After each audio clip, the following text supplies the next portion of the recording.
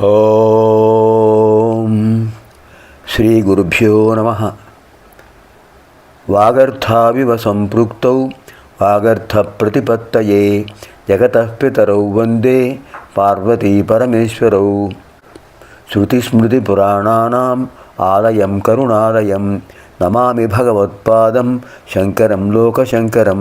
ఇదానీం వయం సర్వే ఏకాదశ శివానందలహరి శ్లోకే ప్రవిశామః. తత్పురతః భజగోవిందశ్లోకేషు అన్యతరశ్లోకం అధ్యయనం కర్వామహే. ఈ ప్రపంచం, ఈ జీవితం ఒక రంగస్థలం. సూత్రధారి పరమాత్మ, మనం అందరం పాత్రధారులం. ఆయన ఎలా నటించమంటే అలా నటించాలి. అలాంటి విశేషమైన చిదంబర రహస్యాన్ని వ్యక్తం చేశారు ఈ శ్లోకంలో శంకర్లు వారు. కాతే కాంతాకస్తే పుత్రః సంసారోయమతీవ విచిత్రః కస్యత్వం వా కుత ఆయాతః తత్వం చింతయ తదిహ భ్రాతః.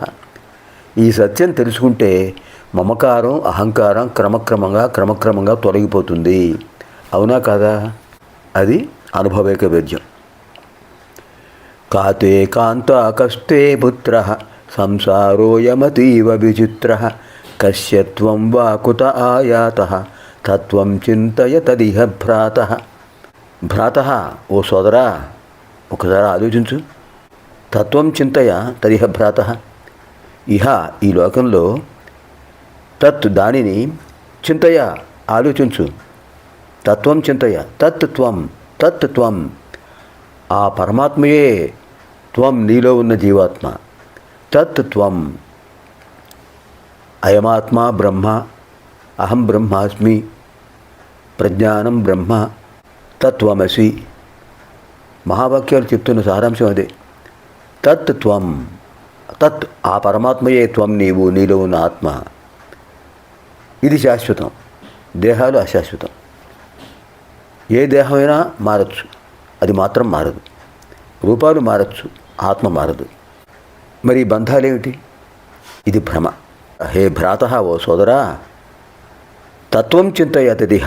తత్ ఇహ, తత్ అందుచేత, ఇహ ఇక్కడ, తత్వం చింతయ అసలు విషయాన్ని తెలుసుకో.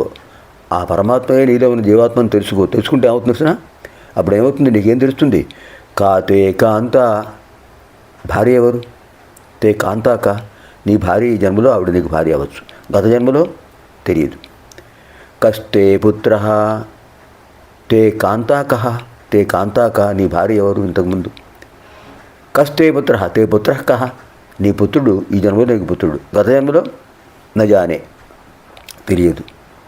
సంసారోయమతీవ విచిత్ర, అందుకని అయం సంసార అతీవ విచిత్ర. ఈ సంసారం, ఈ ప్రపంచం చాలా చాలా విచిత్రమైనది. కస్యత్వం వా కుత ఆయాతః, అసలు నువ్వెవరివి? కుత ఆయాతః, ఎక్కడి నుంచి వచ్చావు? కస్య, ఎవరి వాడివి నువ్వు?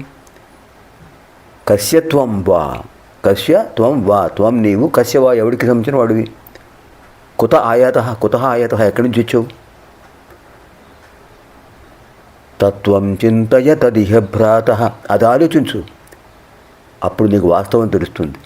అంతా భ్రమ. యదృశ్యం తన్నశ్యం. కనిపించేది కనిపించని స్థితికి చేరుకుంటుంది. కనిపించనిది శాశ్వతత్వం. పరమాత్మ కనిపించడు, శాశ్వతం. ఆత్మ కనిపించదు, శాశ్వతం. కాతే కాంతాకస్తే పుత్రః సంసారోయమతీవ విచిత్రః కస్యత్వం వా కుత ఆయాతః తత్వం చింతయ తదిహ భ్రాతః. ఇప్పుడు మనం 11వ లహరిలో ప్రవేశిస్తున్నాం. వటుర్వా గేహే వా యతిరపి జటీ వా తదితరః నరో వా యః కశ్చిత్ భవతు భవ కిం తేన భవతి యదీయం హృత్పద్మం యది భవదధీనం పశుపతే తదీయస్త్వం శంభో భవసి భవభారం చ వహసి. వటుర్వా గేహీవా, వటుర్వా గేహీవా, వటుర్వా గేహీవా. వటు అంటే బ్రహ్మచారి, గేహి అంటే గృహస్థుడు. వటుర్వా గేహీవా యతిరపి జటీవా తదితరః నరో వా యః కశ్చిత్ భవతు భవ కిం తేన భవతి యదీయం హృత్పద్మం యది భవదధీనం పశుపతే తదీయస్త్వం శంభో భవసి భవభారం చ వహసి.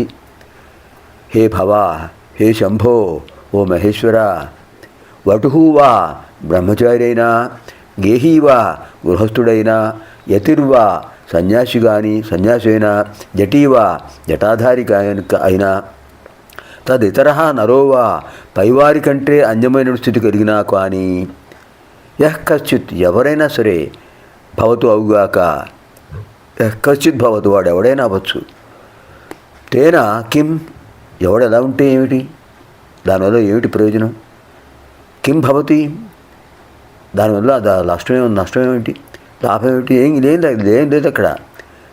వాడు వటువైన అవ్వచ్చు, గృహస్థుడు అవ్వచ్చు, సన్యాసి అవ్వచ్చు, ఏ స్థితిలో ఏ దశలో ఉన్నా కూడా ఏమీ ప్రయోజనం లేదు. మరి ఎప్పుడు ప్రయోజనం? హే పశుపతే, ఓ హే శంభో, యది ఇయం హృత్పద్మం భవదధీనం యది, ఏతత్ హృత్పద్మం భవదధీనం యది, నా ఈ హృదయపద్మం మీ అధీనమైనట్లయితే, ఈ హృదయపద్మం మీ అధీనమై ఉన్నట్లయితే, ఈ హృదయం మీ అధీనంలో ఉన్నట్లయితే, ఈ మనస్సు మీ యందు లగ్నమై ఉన్నట్లయితే, త్వం తదీయ, నువ్వు వాడికి సంబంధించిన వాడు అవుతావు. నేను నీవాడిని అని ప్రార్థిస్తే నువ్వేమంటావు? నేను నీవాడిని అంటావు. అప్పుడు త్వమేవాహం త్వమేవాహం త్వమేవాహం న సంశయ, త్వమేవాహం త్వమేవాహం త్వమేవాహం న సంశయ, నీవే నేను, నేనే నీవు, సందేహమే లేదు. ఆ స్థితి రావాలి. తదా త్వం తదీహాసి, నువ్వు అప్పుడు వాడివి అవుతావు, వాడికి సంబంధించిన వాడి అవుతావు. అప్పుడు ఏమవుతావు? భవసి భవభారం చ వహసి, వాడి భారం అంతా నువ్వే వహిస్తావు. అన్యథా శరణం నాస్తి త్వమేవ శరణమమ అని ఒక్కసారి ఆయన పారాక్రాంతుడిని అయితే అప్పుడు ఏమంటారు? యోగక్షేమం వహామ్యహం అని చెప్తావు కదా నువ్వు. ఇంకా మాకు బాధ ఏమిటి? నేను యతీశ్వరుని అయితేనేమిటి, బ్రహ్మచారిని అయితేనేమిటి, గృహస్థుని అయితేనేమిటి, సన్యాసినేమిటి, ఏ స్థితిలో ఉన్నా కూడా నా హృదయ పద్మం మీ పాదపద్మములపై ఉంటే, నేను మీ వాడిని అని నేను మిమ్మల్ని శరణు కోరితే సమస్య లేదు. అప్పుడు మీ అభయప్రదానం లభిస్తుంది. అభయం సర్వభూతేభ్య దదామి ఏతద్వ్రతం మమ, ఎవరు ఏ పరిస్థితుల్లో ఎక్కడ ఉండి శరణు వేడినా నేను మిమ్మల్ని రక్షిస్తాను నా అభయప్రదానం చేస్తున్నారు. ఇంకా మాకు కావాల్సింది ఏమిటి? అప్పుడు నా భారం అంతా మీదే కదా. అనన్యాశ్చింతయంతో మాం ఏ జనా పర్యుపాసతే, ఇంకెవ్వరిని ధ్యానించకుండా మీరు తప్ప ఇంకెవ్వరు లేరు అన్యథా శరణాస్తే అని భావిస్తే అప్పుడు ఏమవుతుంది? యోగక్షేమం వహామ్యహం, మా యోగాలు క్షేమాలు నువ్వే వహిస్తావు కదా స్వామి. అది అంత విశేషమైన భావన చెప్పారు. హే శివ, పరమేశ్వర, బ్రహ్మచారి అయినా, గృహస్థుడైనా, సన్యాసి అయినా, జడదారైనా, ఎవరైనా సరే అందులో విశేషం ఏం లేదు. హే శంభో, ఎవరి యొక్క హృదయపద్మం మీ యందు తత్పరమై నిమగ్నమై ఉంటే వారి భారమంతా మీరే వహిస్తారు. ఏ ఆశ్రయంలో ఉన్నా కూడా శివపరాధీన చిత్తుడైతే వాడి భారం అంతా నీవే వహిస్తావు కదా స్వామి. ఇంకా నాకు భయం ఏమిటి? వటుర్వా గేహీవా యతిరపి జటీవా తదితర నరో వా యః కశ్చిత్ భవతు భవ కిం తేన భవతి, యదీయం హృత్పద్మం యది భవదధీనం పశుపతే తదీయస్త్వం శంభో భవసి భవభారం చ వహసి. పునర్మిలామः आगामिनि कार्यक्रमे द्वादशलहरी अध्ययन कार्यक्रमे. सर्वेभ्यः पार्वतीपरमेश्वर्योः दिव्यानुग्रहप्राप्तिरस्तु. स्वस्ति.